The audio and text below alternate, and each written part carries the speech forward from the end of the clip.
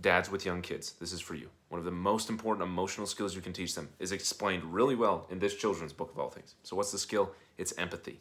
Now, what's empathy? How do you teach it? Well, Brene Brown, who's a shame researcher and author, said it really well when she said, in order to be empathetic, we must be willing to recognize and acknowledge our own lens or perspective and attempt to see the situation that someone is experiencing through their lens or perspective.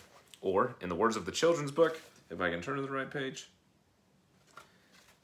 we'll teach you to see life from different points of view. We'll teach you to see life from different points of view. It sums it up perfectly. That's how you teach empathy. Now, don't worry, children are actually extremely receptive to this idea of learning perspective. Again, Brene Brown says, children are very receptive to learning perspective-taking skills. They are naturally curious about the world and how others operate in it. They are also far less invested in their perspective being the right one. Children are receptive to this. So how do you teach them perspective-taking skills? It's quite simple. Tell them stories. Listen to stories with them. Watch stories with them. Movies, TV, whatever it is.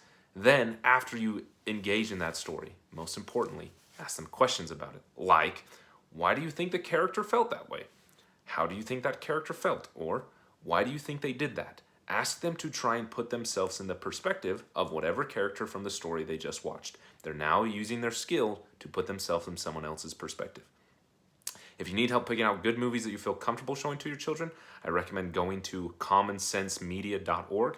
Great way to find good media for your children. Your kids and the world will be a better place because you taught them empathy. So, show them how to view life from different perspectives.